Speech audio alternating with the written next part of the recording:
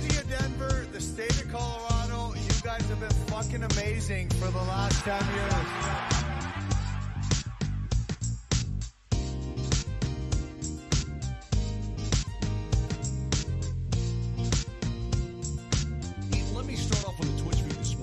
I got to get the whole name right.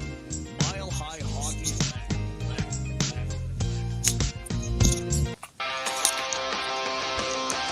Welcome to Mile High Hockey Lab. Mile High Hockey Lab.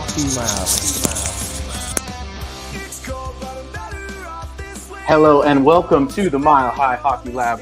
My name is Adrian Hernandez. I'm here today with Jackie, Ezra, and Evan of MileHighHockey.com. Thank you so much for tuning in wherever it is you are tuning in, whether it's Twitter, YouTube, or Twitch. We ask if you haven't already, please subscribe, share, turn your alerts on so that you know every single time we are live, and share with your fellow Avalanche and hockey fans. If you do so, you're doing us a solid, and not to mention we have more people to talk to and more opinions to comb through, so it helps us in many, many ways. So thanks to the three of you for joining me. It's been quite some time for us since we've had one of these episodes, so there's plenty to talk about. We've seen some losing streaks, and we may be seeing the beginning of a winning streak for the Avalanche. So let's just get right into things. First of all, Evan, thank you for joining me. I'll send this first one your way.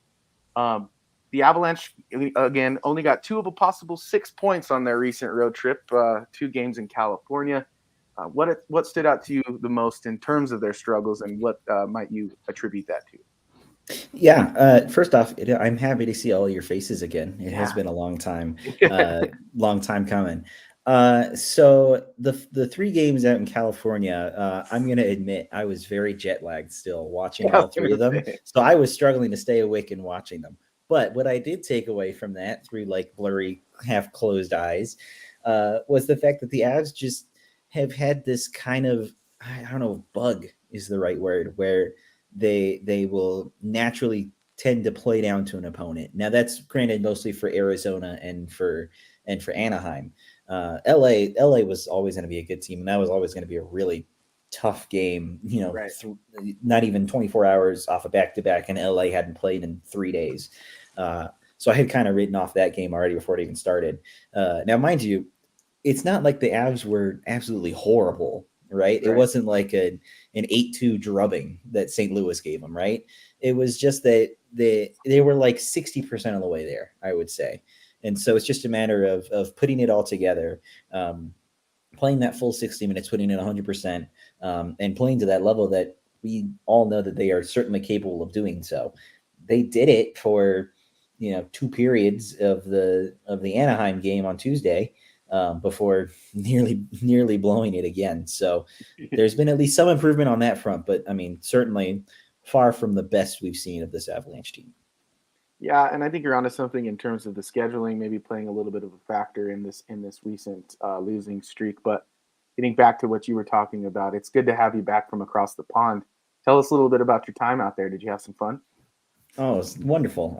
I enjoyed my little 2-week break from hockey and this anything US related, different culture, environment, all of that stuff. No, it was awesome. And apparently it helped with the Avs winning all but 2 games while I was out there too. So I guess I got to fly back.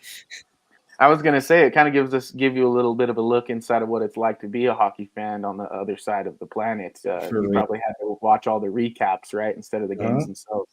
all of you European listeners out there, you guys are amazing when it comes to hockey coverage here in the US. So kudos to you. Well, like I said, it's good to have you back.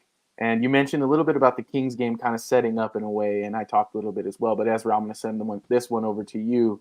Bednar even said today he didn't say directly, but he was on Altitude's morning show, and he kind of hinted that he considered the LA game sort of a scheduled loss, and that he was pleased that they were tied 1-1 in the third period at minimum and gave themselves a chance. What are your thoughts on that? And do you agree with Bednar in that?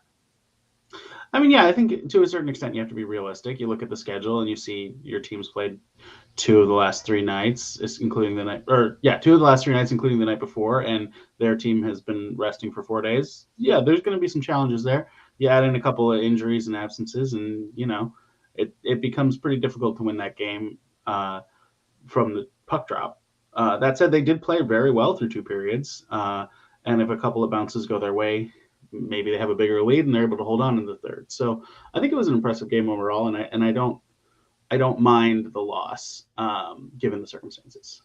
Yeah, I'm with you there, and I will say if the Avs had lost last night, I would be a lot more upset with them than had they given the way they lost to the Kings.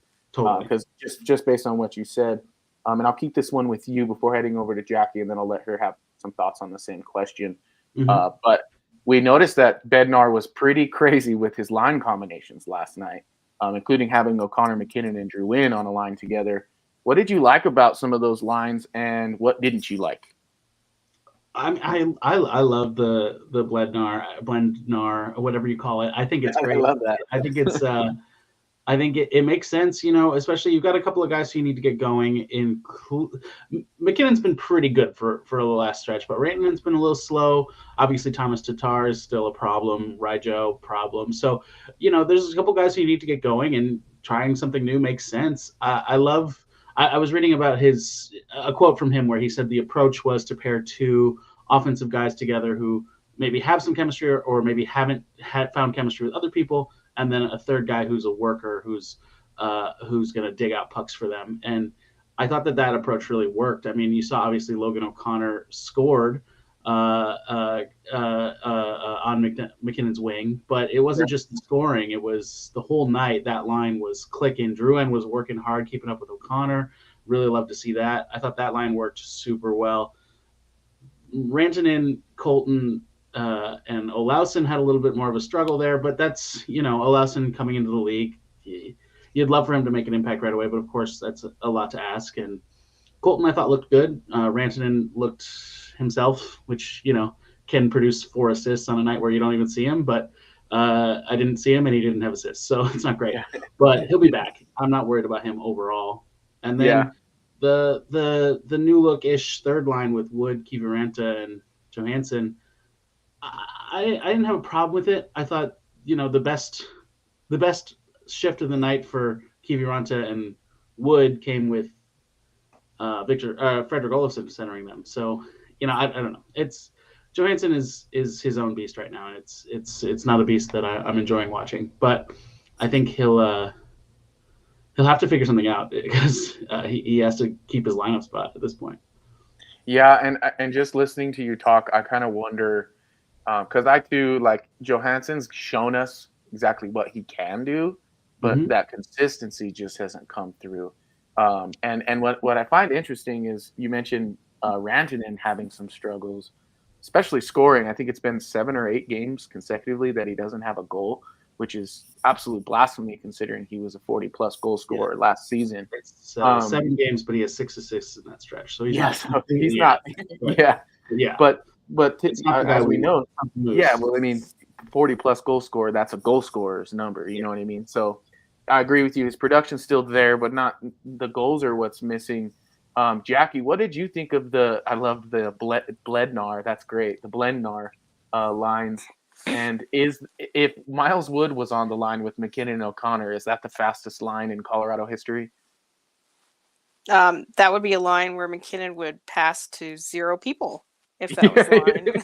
yeah, agreed. They'd get up and down the ice pretty fast. And he would be the one with the puck the whole time.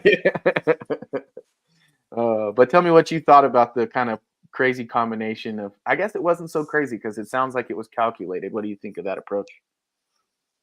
Well, for me, it made sense because obviously Nichushkin didn't play. And as we've said, they need a forechecker on that line. I think everyone's in agreement with that works the best.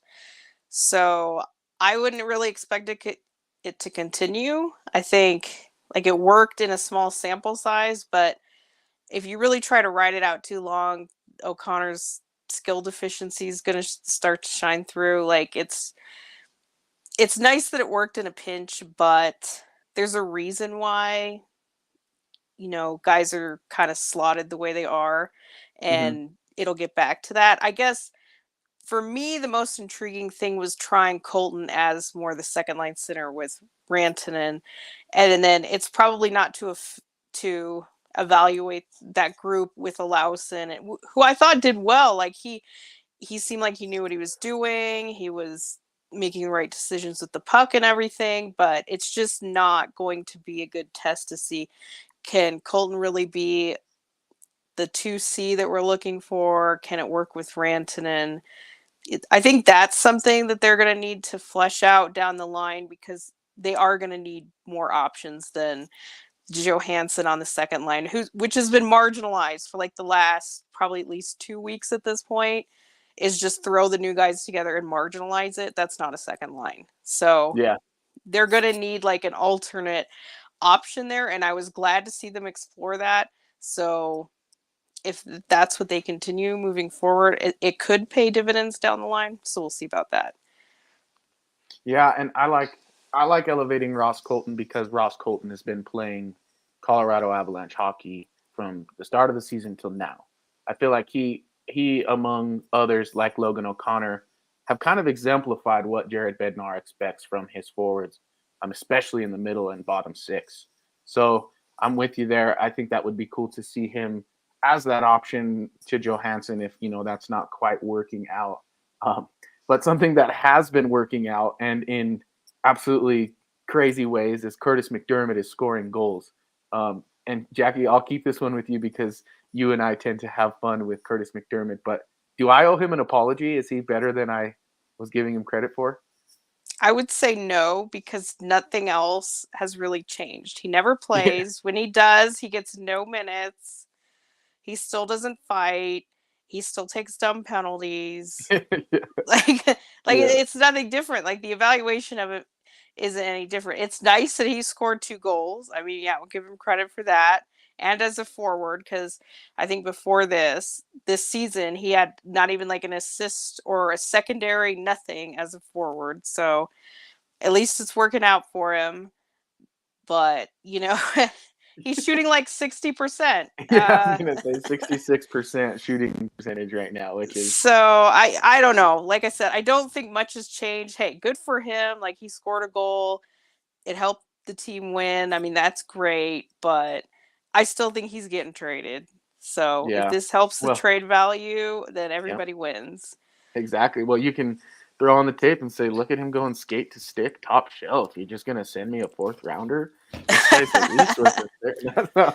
I can't wait to see Ezra's weekly grade on him this week. It's going to be interesting. Yeah, that's a great point. Yeah. Where does it start? Well, I'll give you a hint. Fashion. I'm more upset about the penalty at the end of the game. Oh, absolutely. Because listen, you can argue that shouldn't have been a call all you want, and I know people are online, but oh my God, what is he doing? Yeah. What the? I don't even have I've pushed the button. I will say this though. I will say this. This is an MHH exclusive because I was at the arena today. I work at the arena for another job, hence the shirt. But during my break today, I caught the end of the optional Avs practice that was going on. And Curtis McDermott, he was out there for a solid 20 minutes after everybody left. It was just him and an assistant coach. And I'll give him props for being out there and at least putting in the effort, right?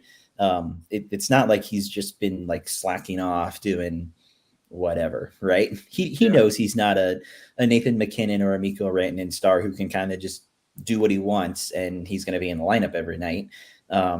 He knows he has to fight for his spot. And mind you, he's putting in the work for it. He's putting in the passion for it. There were a lot of times where he'd slam his stick on the board because he was upset he missed a shot or something like that. So it's not for a lack of effort for sure. And I admire that about him at least. Now, if he can transition that into production on the ice and increase that trade value, then great.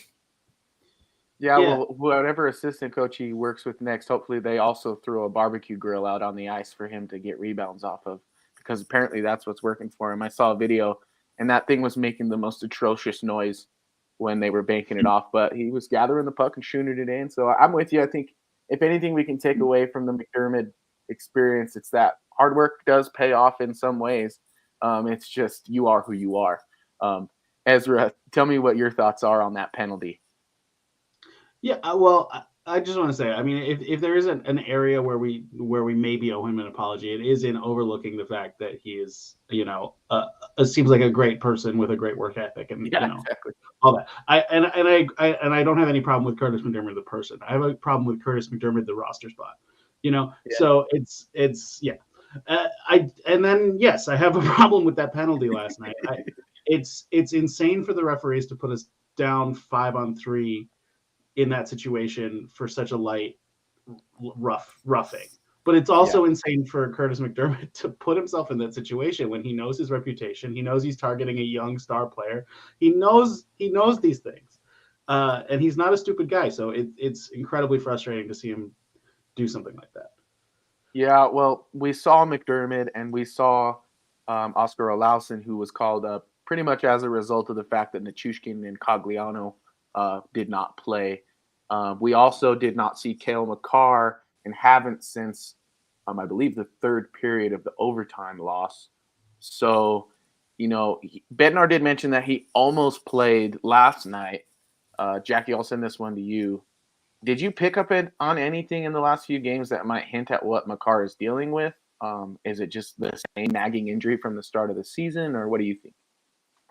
That'd be a good question. I don't know if Bednar would answer that, but he hasn't really been asked that either. I don't know. There were a couple things in the Ducks game. I think he did take a shot off his back, and then I think maybe there was something else with someone else noticed with Gudas. Maybe it was like a weird. But I think if we you're lost you. Oh, there you are.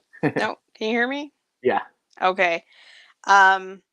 And then remember, before they even went on the trip, he left practice early, which is why they called up Malinsky. Now, I know a lot of it was like, well, they've been bringing a body on the road, blah, blah, blah. Well, they usually don't take there's a reason why they haven't taken him in that circumstances, because when they were taking a Sean and Schooneman, those are expendable bodies that the Eagles can live without for a weekend. Like, they don't take a Malinsky to sit around. So the fact that they chose him over the previous guys I mentioned, or picking another guy on the roulette wheel, was because there was actually a real chance he was going to play, and he did. So this Makar thing, even in the present issue, goes back to before they left for Arizona. So it's hard to say. It's hard to say, was that the same injury that he's been dealing with?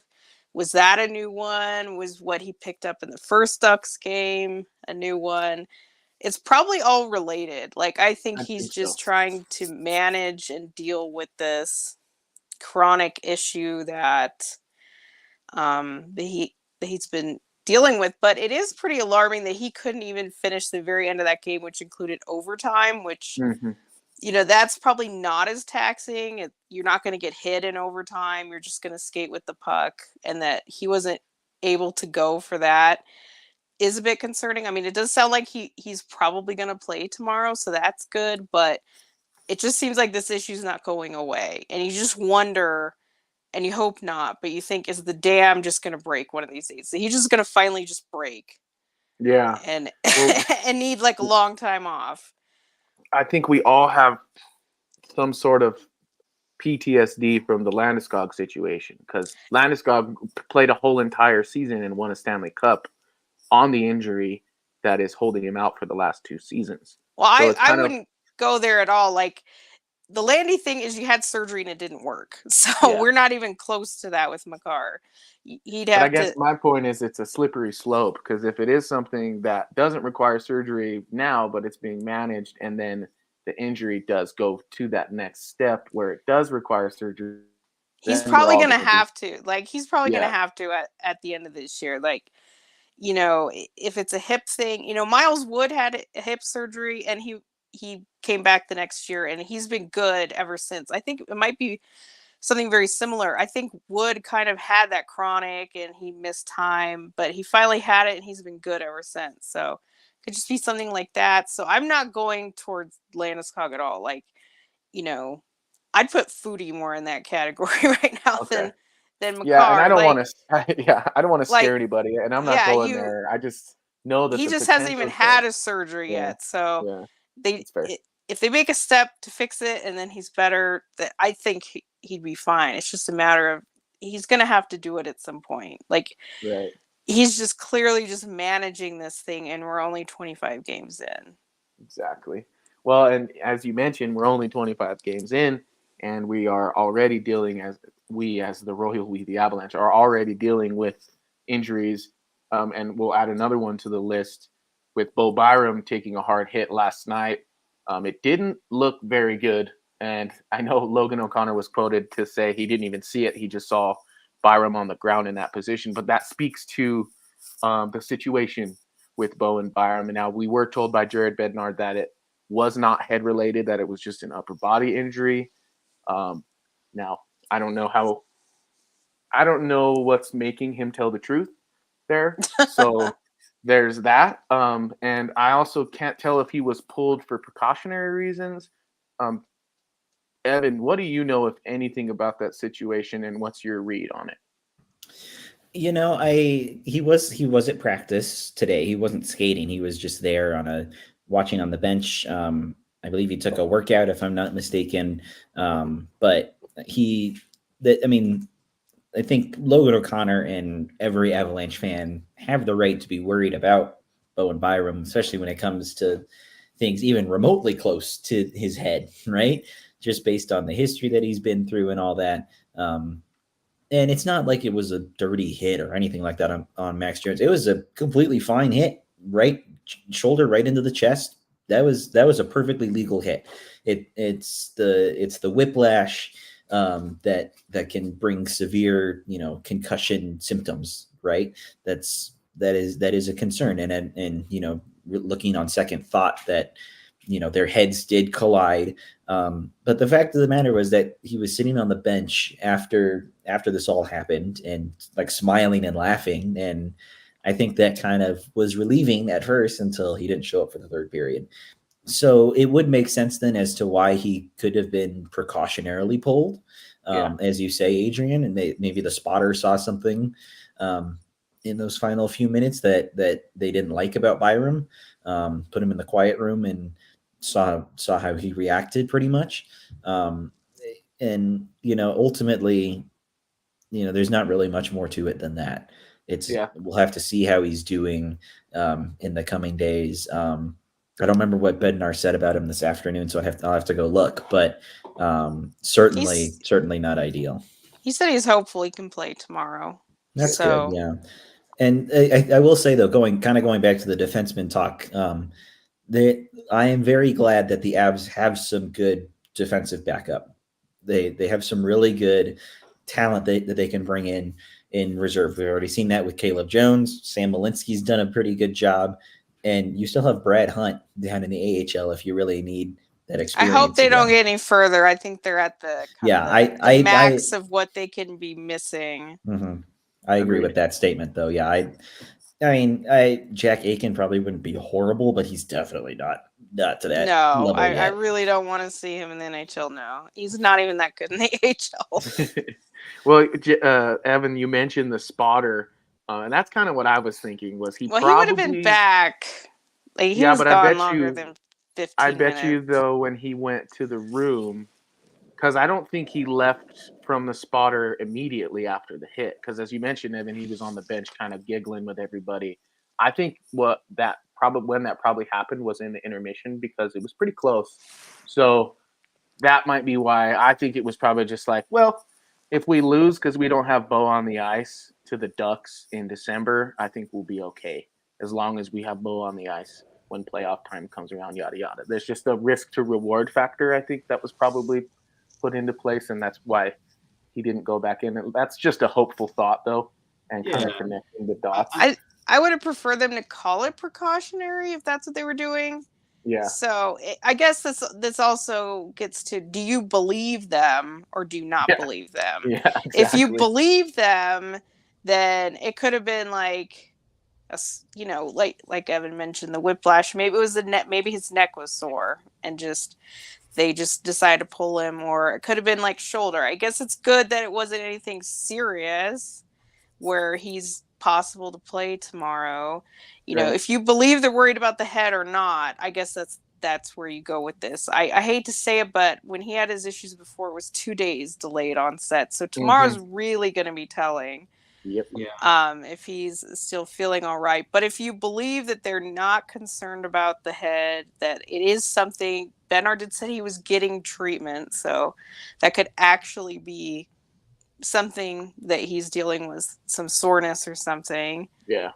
I think this makes a lot of sense because, like, if the spotter's going to pull him, then the spotter did a terrible job not pulling him immediately. Right away. Yeah. That hit is what the spotter should be like. Oh, hey, that's bad. There's nothing later should change that from the spotter unless he's like falling down or something, which we would hear about. Or we would at least not be told he could be okay in next game. Yeah. But like that neck soreness point that you made, Jackie, I think is spot on, because I know, like, anytime you take a hit like that, the adrenaline that you have at the moment when it happens, or like right after when you're on the bench, it's spiking. You're okay. You're not feeling anything. And then you go off for the period break and you take your helmet off and you take your shoulder pads off, and then you try to put your pads back on. You're like, oh, wait, oh my God, my head won't turn left. You know what I mean? Yeah. It can be so bad. So I'm hoping that's all it is. Yeah. Well, I think it's not reasonable to think so. Yeah, and football and hockey are similar in terms of their contact. And in my experience playing football, I can tell you that especially with neck, you really don't feel it in the moment. In fact, it kind of feels good in the moment. And then you get up and you're like, oh, God, nope, never mind. It's not good. This isn't good. So best wishes to Bo Byram. Hopefully it is the truth that nothing too big has happened and that we can see him back on the ice soon. But if he can't play, we're going to see more of Sam Alinsky and Caleb Jones.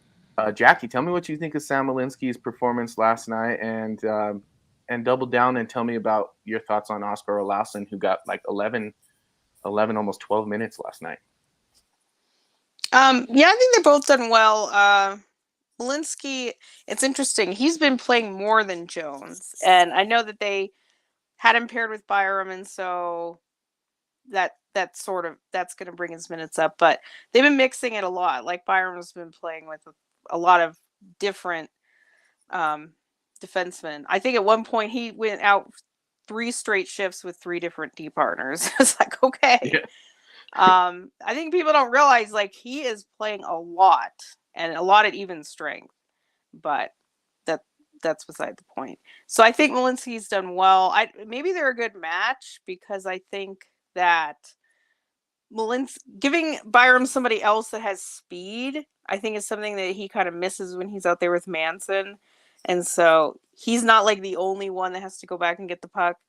And so Malinsky can do that. And he's made a few really nice plays with the puck, and I haven't really noticed any huge defensive mistakes. So I think there's some real good potential there with him. You definitely kind of want to see what it looks like after the honeymoon, because when guys come up, they get about 3 games, and everyone's always like, oh, wow, they fit in, they look so good, and then kind of the shine wears off. So we haven't quite seen that yet, but I'm definitely really encouraged by what we've seen. And like I said, he's playing more than Jones, which I kind of find that a little curious too. So I don't know if forced to pick if Bednar kind of likes Malinsky more, but we'll see. And as far as go ahead. Go ahead. I'm sorry. No, you go ahead. I was just going to say, as far as Olausson, I touched on a little bit earlier.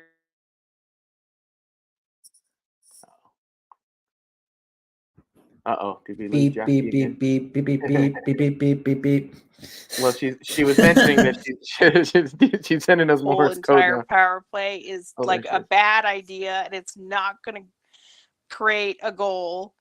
And sometimes you need the second unit to kind of get going in a way. Like if they get a couple good looks or they can even score, it could kind of make the first unit juiced a little bit more. So that's why you have him there. You want to see him try to score on the dang power play, right? Like that's going to be his best chance to score. And then you don't put that unit out there. That part's disappointing. Oh, so we lost you just for a second there. So you're talking about having Olausen on that Oh. second unit and how Yeah. the second unit hardly ever goes out. I'm Yeah. with you on that. No matter who the second unit is, I get so Exactly. annoyed when the Avs first power play unit stays on for a minute and a half, and then they get caught in a change and they got no legs to get back, and they give up a goal on the power play with 30 seconds left. It's kind of like, just there's a reason you have two power play units. Like, let them do what they do, a minute and a minute. It's kind of pretty straightforward there. Or So go to the second unit and then maybe try to end with the first unit if you're really I like trying to that. squeeze it out. Yeah. But yeah, because it's you like can it's catch not them with tired legs, and then you get your first unit on. exactly. It's Yeah. like they need to come up with some more strategies, like with the power play. I get that it's not always going to be amazing, but it's just so stale, and just Mhm. having them out there just doing the same thing over and over again is not helping. But to finish on Alausen, I think he looked like he belonged. Like, he knew the structure, he knew what he was doing with the puck. I think it was encouraging on his end, but he's a guy that needs like 20 games or something this year. Like, he needs a real kind of first step, and just Okay. 1 or 2 games isn't going to do it. So he needs like a real run, something that he can build off of. And so I hope that he gets that. We'll see. I don't really expect him to play tomorrow with Cogliano and Nichushkin coming back. Coming back, yeah. But Well, I hope this just wasn't his turn, and then it's Myers next, and then they're like, oh, and now we're gonna trade for people. Like, that's it. That's it Yeah. for development this year. Like, we've given everyone a little try, and then that's it. So well, I agree with you. Like, I would like to see both he and Malinsky get some substantial time, but I don't really know what that means in terms of their contracts and the long-term ramifications. But it doesn't matter. nothing? Okay, good. But I'll send this one to you, Evan. Of those call-ups that we've seen get some ice time as a result of injuries, who, if anyone, or maybe more than one, do you want to see kind of stick around the Avs roster, kind of like Jackie mentions with Olausen? I would like. I mean, he's kind of been in the team now for a little while, but I would like to see Caleb Jones stick around. He has been solid on that third pairing, and I think that's honestly all he's needed to do. Like, he doesn't need to be an elite defenseman like Cale Makar. He just needs to, to find the right partner and create a chance every once in a while, move the puck well, and that's what he's done. And yeah, it has really helped, in particular with the absence of Sam Girard. Which, side note, we really hope he's doing well. Best of luck to Sammy G in his recovery in the player assistance program. But it doesn't look like we're really missing him all that much, because Caleb Jones has come in and done a really good job. And I would like to see him stick around more. I would be interested to see maybe what he can do. Maybe once everyone's healthy again, maybe on that third pairing with a Josh Manson, maybe, and Jack Johnson gets a night off. Would you really pick Jones over Malinsky at this point? Like, if it was kind of one or the other? If it was one or the other, that's tight. Because I think Malinsky has more of a future. I would agree with that too. Like, is Jones coming back next year? Like, he's definitely filled in, but is that just kind of all he is? And that's a good point too, and it's kind of making me backtrack on my answer now.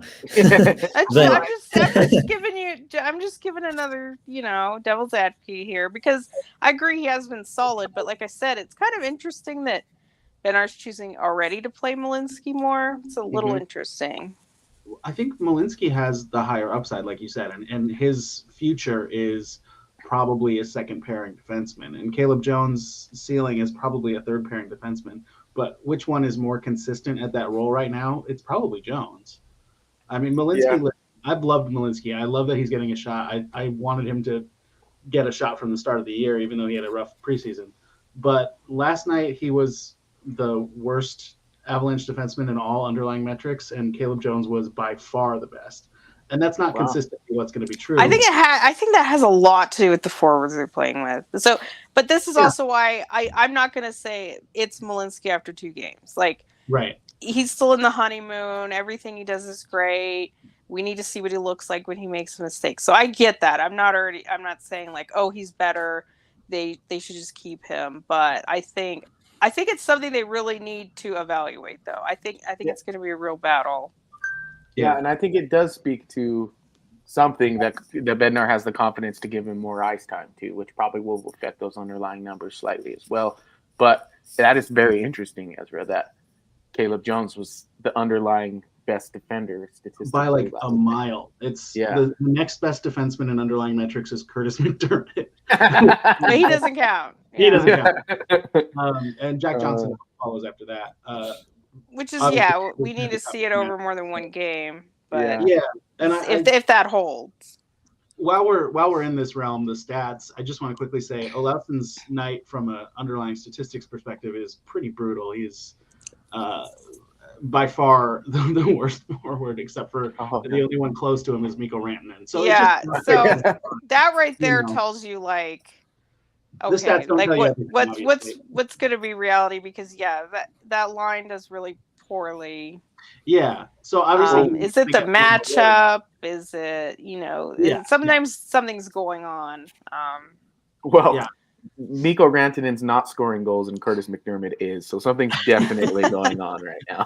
But it's not just in terms of goal scoring, it's in terms of like Corsi events and everything. For sure. But I can't think of anything Olausen did to cause his line to get stuck in the zone. Like, I can't even think of the time that he made a bad clear or a bad pass and they got stuck. You know what I mean? So I don't. The for him was good. I thought it looked like you were saying, he looked like he fit. He looked like he knew what he was doing out there. Yeah. I'm just saying the stat side of it. Yeah. And there's always a balance to those two things. So for any player, exactly. McDermott doing so well, you also know, he played 6 minutes. Of course, he played 6 minutes and still managed to give up way more chances against than chances for. But regardless, both those guys I think have Malinsky and Olausen that we've been talking about have high ceilings and didn't necessarily have their best night on the stats. Yeah, well, I like what Jared Bednar says when he uses these different tools for evaluating. He says he starts with the eye test because that's all he has at first as a coach. And then he uses these underlying deep statistics to kind of confirm or refute what he's seen with his eyes. And then he kind of considers whether or not one is more valid than the other given the player. And I think that in particular is important when you're evaluating these younger guys because they are coming up. They are just developing. So you have to kind of see the good and affirm the good with statistics and then use the bad statistics to kind of throw in front of them and say, hey, this is kind of where you can improve and this is how. So I think the Avs are kind of on the right path. I'm with Jackie. Like this has the potential for huge disappointment because it feels like the Avs are kind of giving these guys the time that we've always wanted some of the developing people to get. Even though it's not as crazy as it was injury-wise last year, which is better because they get to play with real pros, not half a pro roster and half an AHL roster like last season. But I'm with all of you guys. I think Caleb Jones and Malinsky are probably the two that stick around, one of the two. But I have a question around the Girard situation. How many games is it the typical long-term injured reserve rule in terms of how many games lost before he can be put on LTIR? Well, I think you can do it right away because I don't think Lehkonen it's 10 games or I think it's 24 days. 24, yeah. And I think you don't have to wait until then. Like if you anticipate somebody's going to be out, gotcha. Like they did with Lehkonen, I don't think he missed 10 games before they put him on LTIR. So I believe that they could do it right away, but they also don't have a need for the money. I mean, they're not even using $4 million of Lehkonen's LTIR. So it can benefit if you wait. And I think the Avs are less in that situation since they've just been in LTIR the whole year. And I also don't know if it's because it's a player's assistance and not an injury, if that makes timing different. I don't know. I don't think it does. Okay. I just think more the reason is they don't need the money. So like the Avs don't like to put they hardly put guys on IR, rarely put guys on LTIR. Yeah. So until they kind of need to, I just don't think they have to. I'm kind of jumping the gun, but I'm thinking about the trade deadline. and shoring up some of the forward. Like if the Johansson experience does feel like he's probably better as the third center, like JT Comfer was, and Ross Colton can't fill that void at 2C, we might still be talking about trading for a bona fide second line center when the trade deadline approaches, and having another. I think what's G's is his 4 or 6 million. 5 5 million. million. Yeah, It's 5. another 5 that puts us what 9 without Landeskog's LTIR. So I think it's more likely that he would be back than Lehkonen. Like, I don't know. I guess I'd have to get a sense if he just really needs to miss the rest of the year. yeah, I'd be surprised, I guess. I mean, I know it's not fair to really guess, but there's been guys, I looked it up, that have come back from the player assistance program in 2 months. Oh, okay. So to say the whole, like, he's going to be gone the whole year, I just don't think they're at that point. I think Okay. that I think they know more about Lehkonen and his timeline, and they're totally lying about it, like flat out. They know. I would peg that one as more of a they're going to use that $4 million at the deadline Okay. because You they gotta could fill do the his role, thing. too. Yeah, and he could come back for the playoffs. Like if it's what Cogliano had, which is like a fractured vertebrae, it's 6 months. That Okay. could put him back right around the playoffs, and then that would make sense to do the LTIR dance where you're spending his money, and then he comes back. Oh, look who it is. Yeah, I think What happened to the because net break? yeah, and even if he's close, you could wait on that. Like hey, Yeah. maybe wait a couple more weeks. So I think they're going to spend his money, and that's also why he's already on LTIR. Yeah. And Gerard, I think. I mean, we'll Who knows? see, but Yeah. I'd expect that he could come back and play, and then they're not going to spend his money. But Yeah, that's well, a I'm not guess. trying to make light of Lekkonen's injury because that was an absolutely brutal digger that he took, and I that was a terrible injury. So I hope he's recovering well. The way that LTIR works, man. Ask Mark Stone. It's funny how from one day to the Yeah. next you're on injured reserve and then you're not, and you're the best player in a playoff game. But let's move on to the next game coming up, which is against the Winnipeg Jets tomorrow on my birthday. I will be in the house. The Avs are Nice. looking for their 10th home win, I believe. I don't think I botched that stat. They're 9-2-0 at home so far this season. So that's why I titled today's episode "There's No Place Like Home." And it kind of feels like Makar and Nichushkin might return to the lineup. Evan, what do you think are your keys to victory? And I'll ask each of you kind of one by one. What are your keys to victory for the Avalanche tomorrow night against the Jets? Play a full 60 minutes. That's really what they got to do. They haven't really done that for some time now, to be quite honest. So play a full 60 minutes, put in the effort, and the results should get you there. Yeah. I like that you key on the 60 minutes. I might rephrase mine to say, play the last minute of every period as hard as you can, please, God, because it feels like they give up a goal in the last minute of the period, like it's their job. But Ezra, what are your keys to victory for the Avs? Yeah, I like what both of you said. I'll add to that sort of just get off to a hot start. Come out strong and don't let Winnipeg dictate play, because Winnipeg is better than we probably are thinking of them as. They're a strong team, and if they get a lead, they've got Hellebuck, and they don't give them up. So get out strong, get out to an early lead, and hopefully everything goes from there. Yeah, I agree with you. They're one of those teams that like typically they play a style that I hate, especially when they get ahead of the Avs, because it's that dragging, physical. No one can find open ice, and it's just the one where you get frustrated and you see guys gripping the stick. But Jackie, what are your keys to victory for the Avs tomorrow? I would say score a power play goal. That would be helpful. Yeah. If Mikko scores, they probably win the game. But I'm not putting it all on him either. You just need some contribution from forwards in general. Mm-hmm. That would also help. I agree that like Winnipeg is in the mix there in the division, and so I am interested to see how they match up here, because Winnipeg could be somebody that they are fighting for position within the division come the end of the season. So I think they play them. I know they play them at least one more time this month, so it's going to be a little bit of a test there. But yeah, you just like to see some consistency in the scoring. Uh, it's nice when the depth forwards show up, but we need a little bit more reliable. I understand they're all not going to score, else they wouldn't be depth forwards. But you need somebody to show up, and so we need consistency there. And figure the power play out, please.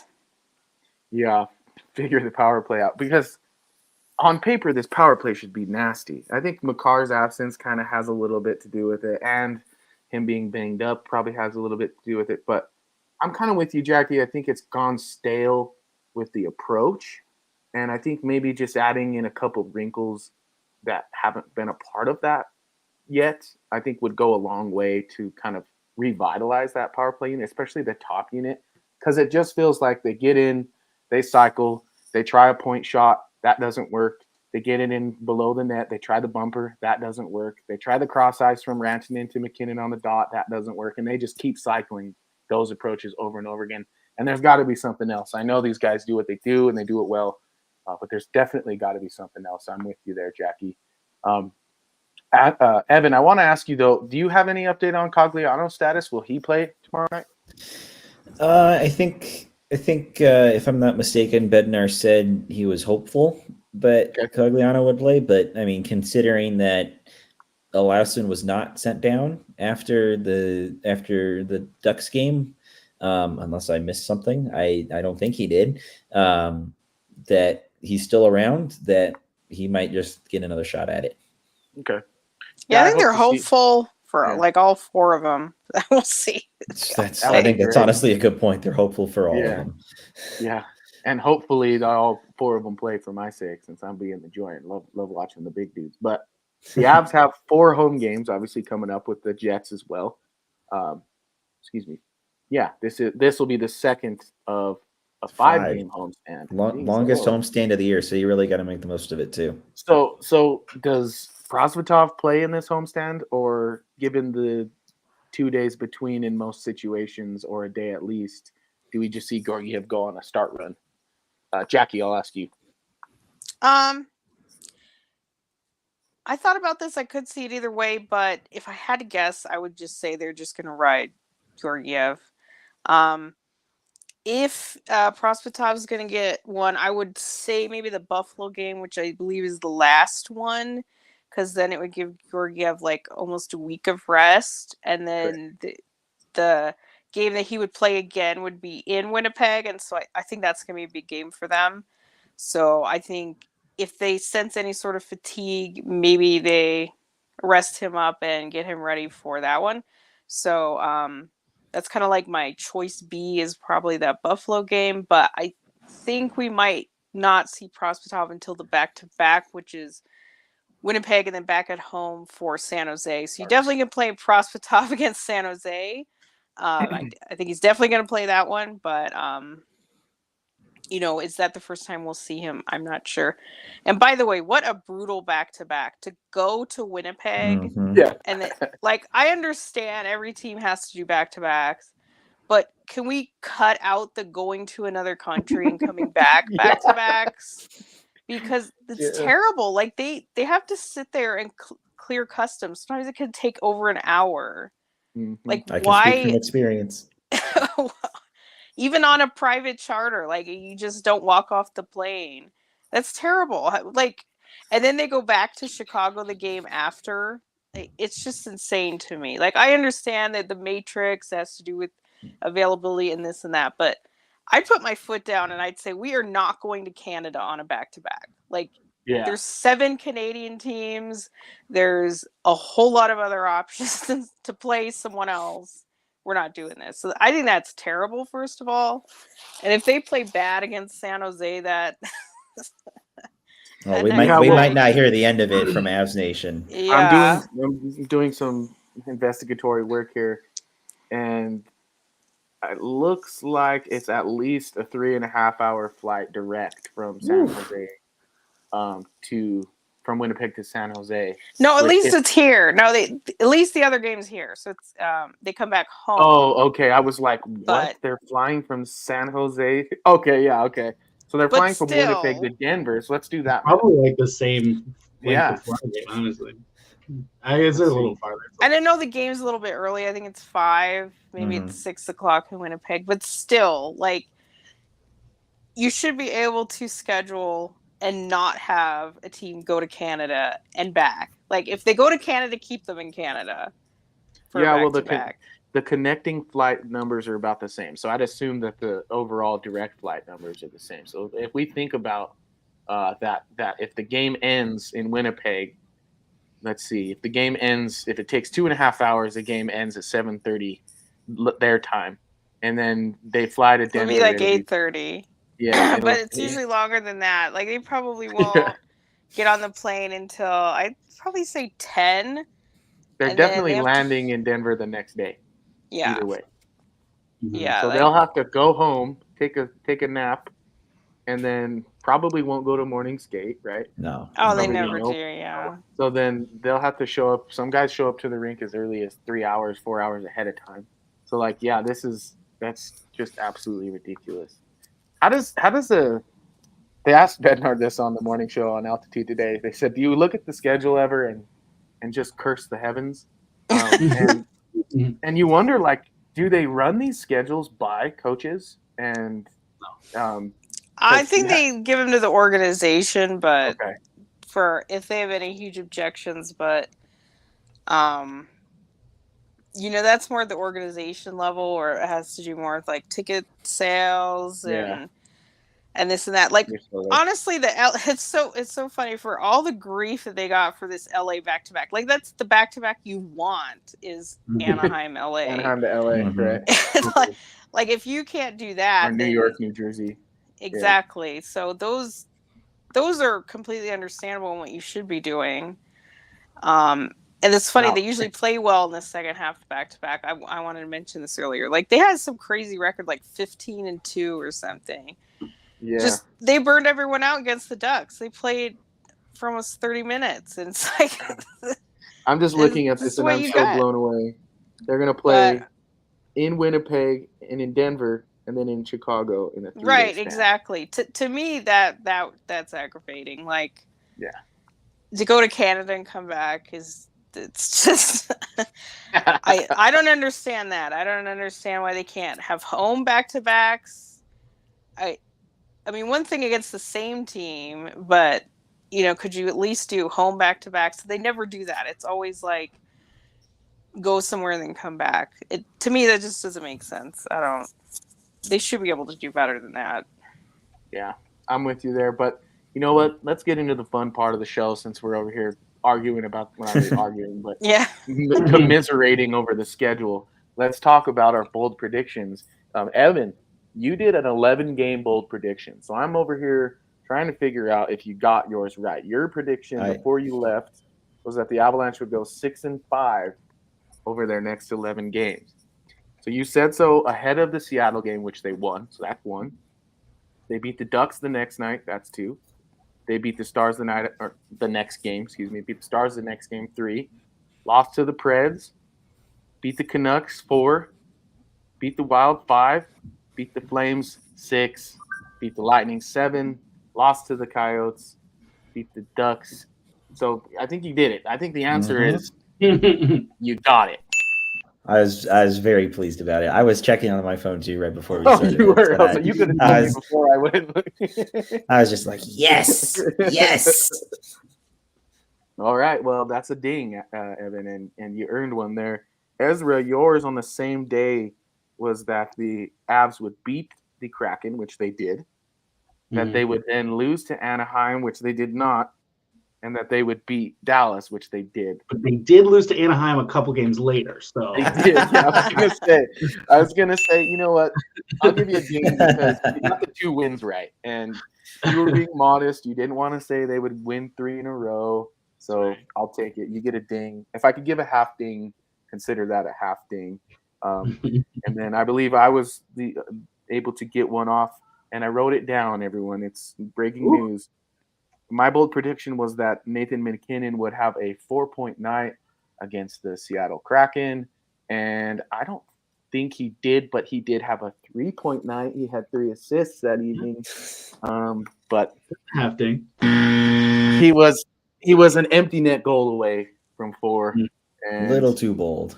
yeah, I don't think that's true because I think it was like 5-1. I don't think that Yeah. could pull their goal.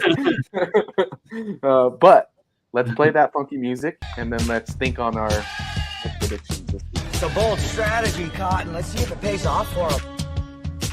I call that bold talk. All right, let's do this the old-fashioned polite way, and let's go ladies first. Jackie, what is your bold prediction this week?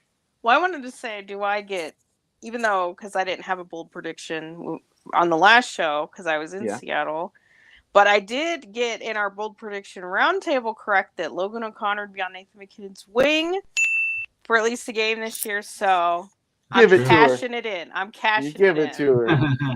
It is in writing. It is in writing. So Yeah. We need the slot machine winning sound for that one because that's money in the bank right there. But hit me with yours this week. Oh boy, I hadn't really thought of one. That's the best. Somebody needs a hat trick. We haven't seen one yet. I'm gonna say we're gonna have a Mikko Rantanen hat trick. Love We're it. complaining about him not scoring. So by the time we do our next show, Mikko Rantanen will have a hat trick. And if he doesn't have one this week, we'll just push the next show back to the week after.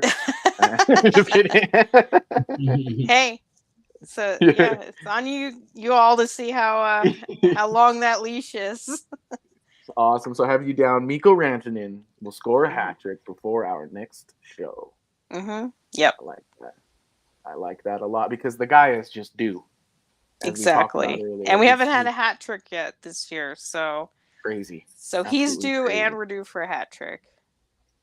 All right, Ezra, let's hear your bold prediction. Okay. I'm trying to figure out the exact phrasing I want. No, okay. Sam Malinsky will outscore Devon Taves this week. Ooh. I love that. I like it. Yeah. That is bold. I was debating between that and Sam Malinsky will score a power play point. But I think, I'll stick with what I said. But we kind of don't want Malinsky in the lineup because if Byram and Makar both play, he's probably going back to Loveland. So this is kind of a double-edged sword one, but I do like it though. I like the.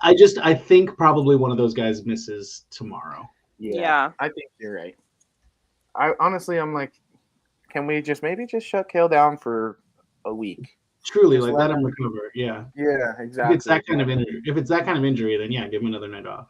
But but I like the fact that we're at home too for that purpose because it's like there's nothing, night in and night out. You could say he's day to day, and teams will have to prepare for him, and there's nothing kind of telling you otherwise. I know. I'm surprised. I'm surprised Bednar hasn't pulled that card where he's like, questionable every day. Yeah, exactly. All right, Evan, Mr. Managing Editor, Mr. Just Back from Across the Way. Tell us what your bold prediction is this week. I was also thinking along the Malinsky route, but Jackie is absolutely right that it is a double-edged sword. And I'm going to play with that double-edged sword. Sam Malinsky scores his first career NHL goal before the next time we have a show. I'm going to send him a DM and get him on the program because apparently we're his biggest fans over here. His first NHL goal, right? First NHL goal this week. Love it. It would help. It would help both of our bold predictions, Ezra. So I'm all for it. Yeah. Well, isn't it nice too to watch somebody score their first ever? It's just like such a fun thing. Oh yeah. Yeah. The whole team just gets fired up and love it. Did he? So he probably took his rookie lap then, right? Yeah, I saw it in Seattle. Yeah, I saw Seattle. it. Okay. That's really. Oh, you saw his rookie lap. That's really cool. I did. Yeah. All right, it's my turn. And I'm just gonna put, the work in on Twitter real quick. Adrian's bold prediction of the week. And I think you stole mine with the Miko Rantanen hat trick. Oh, sorry. No, that's okay because it's not very original. Ado just likes to fire off someone's getting a hat trick every week. But I think what we're gonna see, since to keep it on theme, I think we see someone get a Gordie Howe hat trick. Oh, okay. So, A and if fight. you don't know, that's a fight, a goal, and an assist. Correct? Or am I stupid? Yep, Yes. you're right. Yeah, what, you're right. what are our options for that? It's like Manson, I Mhm. guess McDermott. but I was not- gonna say that McDermott right now is like the number one O'Connor? option on that list. Yeah, I'd I think say it's O'Connor. Yeah. Yeah, Yeah. I think the possibilities are O'Connor, Colton, Byram. Byron, please don't. Maybe Wood. I don't know. I still haven't got a real handle on his capacity offensively yet. I'm not quite sure where I peg him so Yeah. far. Well, Yeah, I don't see him as really a fighter. He mixes things up, but He does, but he's gonna have to, you know. yeah, eventually somebody will make him answer for it. Mhm. Yeah. well, here's my thought process behind that is the homestand, and I Mhm. know that in particular fans love to see the extracurriculars, and I have a game in mind that I think will get a little bit dicey, and I think that that's going to be the Jets game tomorrow. That will be a little bit physical, just based on its implications. Like you guys have mentioned, the Jets are probably a little better than people had in mind, and they got something to prove to the league over and over again on a weekly basis. And as we've seen from the Arizona Coyotes, beating the Colorado Avalanche means a ton. And so, little dig right there. Did you guys see what do you guys think of their promotional campaign of dethroning the 5 previous I didn't see they winners? took it and run with it. I don't know. I think that's cool. Yeah. Like they're think- actually doing well. They're yeah. the team that nobody realizes they're actually doing well. And Yeah. and they run the Christmas holiday back to back with Arizona that the Avs have. Yep. That could get a little It's gonna. spicy. Dicey. It's gonna. Mhm. It's gonna. Well, and I think that will be. I hate to say like the players get fuel from Twitter because they don't, but I do think that this whole we beat the former Stanley Cup champion Colorado Avalanche is not true. First of all, and this is the kind of stuff that keeps franchises like the Coyotes going year to year. So we'll see how things sort out over Christmas. And maybe the Avalanche will hang a banner that says we beat the guys that dethroned everybody or something. I don't know. Who knows? But I just find it humorous that that's being celebrated like they beat the 2019 St. Louis Blues and the 2021-22 Colorado Avalanche. Well, it's also funny the Yeah. schedule just set up that way for them. Like, Which know, is that it's is- not that is funny quite at all. funny. It was intentional. It was absolutely intentional. I don't know. I think it's kind of, I don't know. It's a little cool in a way. Like, I don't mind Yeah. if they running with it. Oh, I it's mean, cool. I'm just Yeah. and I Adrian's like just a fan about it. yeah, exactly. Well, I like to poke fun at the Coyotes because I still think that they're a sneaky rival of ours. they Yeah. kind of are. I agree. I think the year the Avs won the Cup, the Coyotes won the season series. I think. did. And They Mhm. did. then They did. I was reminded of that. and then last year, they might have won the season series. I'm not sure, but I know that the Avs lost them at least once last year. Like they've been a little sneaky thorn in their Mhm. side, a little bit. And as I'm responsible to do as a Avalanche fan, I'd love to see what their record is in June. Hey, let the mullet flow, man. It's Yeah. they've got But- something over there. But if they're in the mix, if maybe I don't think they're Oh, going to man. get a division spot. I do think they're possible for a wild card. If they, Absolutely. I was going to say, if they make the playoffs, playing in Mullet Arena, I think goes a long way for them. Oh, absolutely. Inside of Oh, those yeah. series. So And then if the Avs win the division like everybody wants them to, they play Yep. Arizona. see what's I gonna could see that happening, which would I not might go be to the all greatest 7 draw of those for games, them. though. If there's 7 of them, I might go to all 7 of them because of how close But- Arizona is. But yeah, we're getting ahead of ourselves here. But I just think that but I agree, it's true. There is a little bit of a rivalry there, and the fact that Arizona's better makes it more relevant. And and we need more close proximity rivals. Like the Agreed. rival can't just be Minnesota. I know everybody says it's not a rivalry, but it is. And that's our rival because they've always been in our division. They're close proximity. There's no love lost there. I don't think the organizations hate each other. I just think the fans hate each other more. Agreed. I've seen I think actual Joe fist fights Sakic and between Bill women. Guerin hate each other. Yeah. Like, I actually don't hate their team. Like, if I look at their team, I like Kaprizov. I don't mind their team. Real hate is when you actually hate everybody on their team. Totally, yeah. When they had what's his name? We took out. Everybody knows who I'm thinking of. Matt Cook. No. Matt Cook. Thank you. When they had Matt Cook, we really hated them. Yeah, the only for reason sure. why I like Evander Kane. But now it's like Brock Faber. I'm like, Brock Faber's cool. Right. I like Brock Faber. They have a cool. They have a I know. I've always been a Spurgeon fan. He's such a good player. I wish he was healthy, but yeah. Well, and if you don't like what the Russians doing over there, you don't like hockey. That's right. That's right. Yeah. I don't really like Eric Heck though. I don't know. No. There's a couple very, very not likable faces. Marcus Foligno. No. Yeah. Oh, I forgot Foligno's there. I love that you said Joe Sakic and Bill Guerin just hate each other.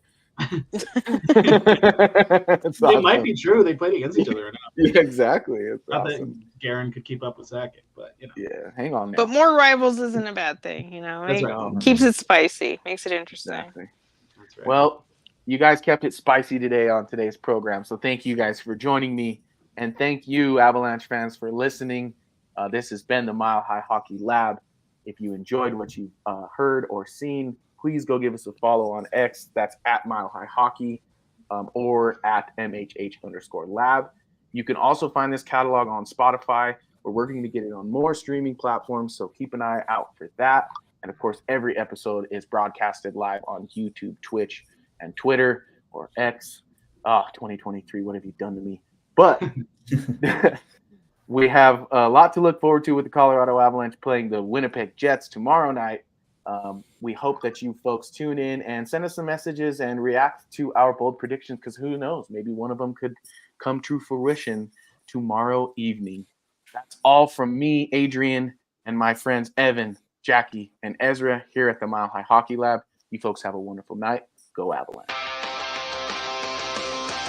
Welcome to Mile High Hockey Lab. Mile High Hockey Lab.